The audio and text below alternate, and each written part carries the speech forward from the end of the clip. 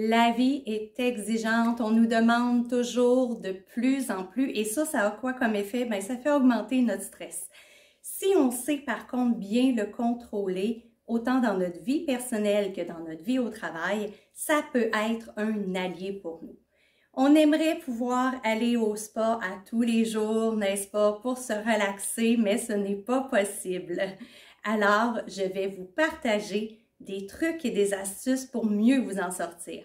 Mon nom est Nathalie Bureau, ça fait plus de 15 ans déjà que j'œuvre dans le domaine de la gestion de temps et de la productivité et c'est avec plaisir que je vous ai préparé cette capsule. Le premier truc que je vous partage, ce sont les étirements. De façon à relâcher les points de pression qu'on peut avoir, c'est important d'aller étirer les muscles qui sont le plus sollicités selon notre type d'emploi.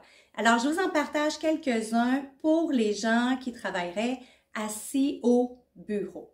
Alors, voici. Le premier truc, c'est au niveau du cou. On travaille maintenant avec plus qu'un écran pour la plupart des gens. Donc, on a la tête tournée dans un sens, on a la tête tournée dans l'autre. Et peut-être que notre tête est sollicitée, notre cou, pardon, est sollicité plus d'un côté que de l'autre. Donc, le premier étirement, c'est celui au niveau du cou, comme ceci, où je fais juste étirer ma tête et je dois sentir ici que ça tire. Jamais à aucun moment ça doit faire mal. Donc, je me concentre sur l'étirement qui est là. Le temps qui est prescrit, c'est environ 15 secondes uniquement de chaque côté. Ensuite, je fais la même chose, mais de l'autre côté. Donc, encore là, je ramène mon oreille vers mon épaule et je sens tirer.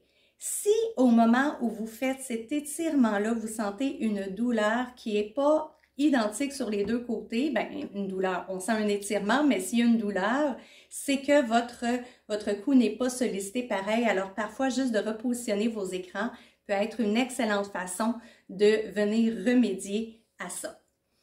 Le deuxième exercice que je vous présente maintenant, c'est au niveau des épaules. Donc, quand on travaille à l'ordinateur, moi, j'aime appeler ça l'homme de Cro-Magnon. Hein? On a tendance à s'arrondir comme les hommes de Cro-Magnon sur notre clavier et c'est vraiment pas ce qui est recommandé pour le dos. Donc, si on n'a pas l'habitude de rester droit, le premier exercice consiste à ramener nos mains, les joindre ensemble derrière le dos. Ça, ce que ça fait, ça vient ouvrir notre cage thoracique. Ça vient donc aussi recoller nos omoplates ensemble. Ça fait faire un certain étirement au niveau des bras.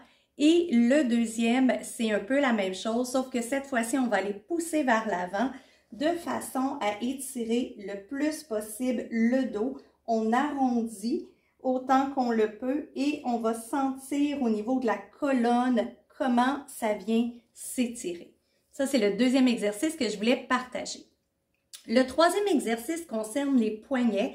Donc, nos poignets qui sont beaucoup sollicités par le clavier, peut-être par la souris, une main ou l'autre, dépendamment si vous intervertissez votre souris ou pas.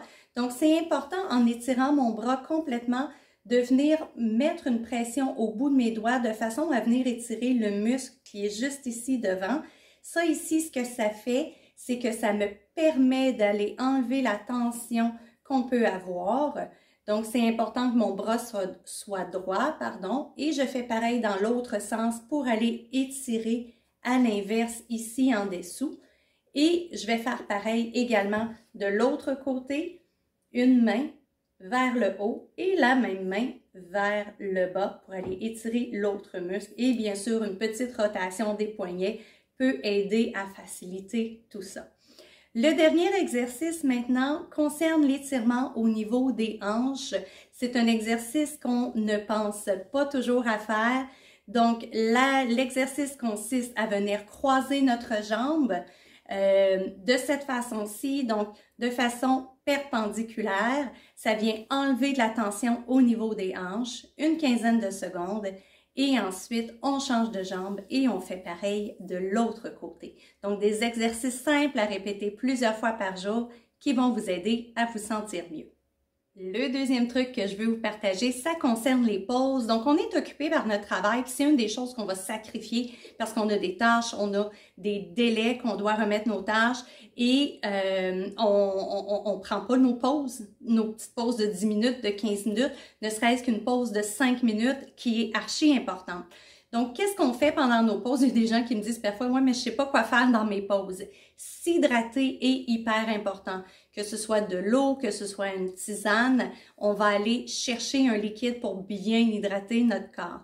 On va aussi penser à manger, grignoter quelque chose au moins une fois en avant-midi, une fois en après-midi aussi pour refaire nos énergies. Ça va aider au niveau du stress, ça va aider au niveau de la concentration.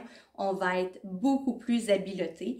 Aussi, ce qu'on pense pas au niveau des pauses, c'est recommandé en fait par l'Association des optométristes de s'enlever les yeux de l'écran à chaque 20 minutes environ et pas plus que 20 secondes. Alors, l'idéal, quand vous avez une fenêtre, c'est mon cas présentement, j'ai une fenêtre dans cette direction-là. Donc, c'est vraiment de dire, je vais aller regarder à une distance de 20 pieds, 6 mètres, de façon à enlever mes yeux de l'écran pendant une vingtaine de secondes. Si je n'ai pas de fenêtre dans la pièce où je me trouve, ce que je peux faire, c'est regarder dans le fond de la pièce. Si mon ordinateur est face à un mur, je peux tout simplement fermer mes yeux pendant 20 secondes et ça va avoir comme effet de reposer les muscles de chaque côté de mes yeux, donc prévention également des maux de tête. Alors, on ne sacrifie pas ces pauses, on a l'impression de perdre du temps quand on prend une pause, mais au contraire, ça vous fait regagner du temps parce que ça refait un petit bond pour vous propulser avec plus d'énergie. Oui. Le troisième truc que je vous partage, isolez-vous. Parfois, on travaille dans un endroit à air ouvert, on essaie de se concentrer sur notre travail, il y a tellement de bruit ambiant, c'est difficile, ça cause un stress. Tous les bruits ambiants vont venir causer un stress. Donc, on essaie de fermer la porte de notre bureau, si toutefois on a une porte à notre bureau. Si on n'en a pas, peut-être pour une certaine période de temps, aller s'isoler dans la salle de conférence pour travailler sur certains dossiers qui demandent plus de concentration. Ça peut être 1 heure, 2 heures par jour si la salle de conférence n'est pas utilisée. Et si vous ne pouvez pas vous isoler, moi, ce que je vous recommande, ce sont des coquilles anti-bruit. Je recommande particulièrement les FDMT parce que je les ai testées, hyper légères, viennent couper 27 décibels, donc c'est vraiment beaucoup. Donc, ça vous permet de rester bien concentré sur ce que vous faites à défaut de pouvoir vous isoler. Donc, on s'isole si on peut, sinon on utilise les bons outils. Ça va aider grandement à réduire le stress. Le quatrième truc que je vous partage, apprenez à gérer votre horaire. On voit trop souvent 2 réunions qui sont dos à dos et ça, ce que ça fait, ça cause un stress énorme. On n'a pas le temps de respirer d'une réunion que déjà on saute dans l'autre. Alors, idéalement, vous gardez un 15 minutes de conciliation de réunion que j'appelle à la fin d'une première réunion. On va garder 15 minutes, écrire un petit courriel rapide, aller écrire les tâches qu'on a à faire en lien avec cette réunion-là avant de sauter dans l'autre réunion. Et aussi, tentez d'avoir au moins une journée par semaine où vous n'avez aucun rendez-vous, histoire de vous remettre dans vos tâches, de finaliser certaines choses et de mieux rebondir, soit la semaine suivante si vous faites ça le vendredi ou soit pour le reste de la semaine. Donc, on reprend le plus possible le contrôle sur son horaire. Oui. Le 5e truc que je vous donne, marchez. Sortez le midi, allez prendre l'air. Il a été prouvé que la marche aide à corriger les déséquilibres chimiques qu'on peut avoir, entre autres par la sécrétion des endorphines, qui est une hormone naturelle de notre corps. Donc, sortez marcher, ça va faire diminuer votre stress, ça c'est certain. L'air pur va également entrer dans vos poumons, va vous stimuler. On marche le plus souvent qu'on peut, donc comme je vous dis, le midi, vous pouvez sortir ne serait-ce que 30 minutes. Sinon, en finissant de travailler, avant de rembarquer dans votre chiffre du soir de parents ou de proches aidants, prenez le temps de prendre l'air une quinzaine de minutes. Le 6e truc que je vous donne, fractionnez vos projets. Trop souvent, on inscrit des tâches qui sont des gros blocs dans notre horaire et quand vient le temps de s'attaquer à ces projets-là, le stress augmente. Pourquoi? Parce que c'est quelque chose qui est gigantesque. Plus vous allez aller fractionner vos projets, plus ça va devenir de petites tâches et là, ça devient des bouchées qui sont faciles à manger parce que c'est une petite tâche et une autre petite tâche et tout ça qui va mener à votre gros projet. Donc, votre stress va diminuer parce qu'au lieu de travailler sur quelque chose qui vous demande 20 heures de travail, vous travaillez sur une tâche qui vous en demande 30 minutes. C'est une excellente façon de faire diminuer le stress que de fractionner nos tâches. Le 7e truc que je vous partage, riez. Et riez souvent. Si vous n'êtes pas capable de rire au moins une fois par jour, c'est que vous prenez la vie beaucoup trop au sérieux. Le rire vient aider au niveau de la sérotonine, de l'endorphine, donc ça, ce sont des hormones de bonheur, de bien-être, et ça va venir renforcer par le fait même votre système immunitaire. Bien sûr, le rire va également faire diminuer le stress, donc quand on est dans une situation stressante, le fait d'ajouter de l'humour à ça, ça va nous permettre d'enlever toute cette pression-là, bien peut-être pas toute, mais une bonne partie de la pression, et ça va vous éclaircir les idées et va faire en sorte que vous allez être beaucoup plus efficient par la suite dans votre travail. Le 8e et dernier truc que je vous partage, ayez un cadre de vie relaxant. Que ce soit au travail ou à la maison, on doit se sentir bien dans notre environnement. Donc, au travail, si on manque d'éclairage naturel, on peut rajouter de la lumière.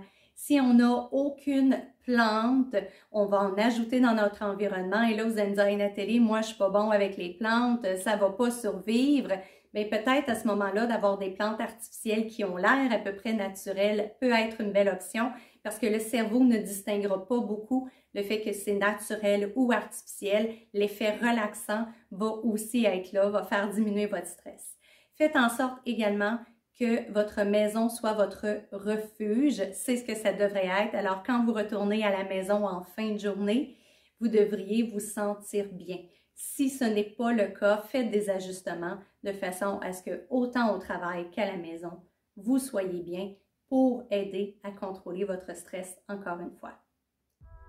En conclusion, on ne peut pas contrôler nos environnements de travail et tout ce qui se passe. Cependant, on peut contrôler comment on réagit au stress qui se présente à nous. Parmi toutes les astuces que je vous ai données aujourd'hui, trouvez celles qui vous conviennent et mettez-les déjà en pratique de façon à avoir des résultats très bientôt.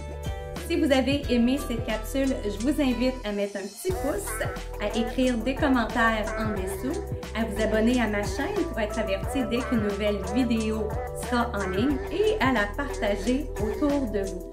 Merci d'avoir été à l'écoute.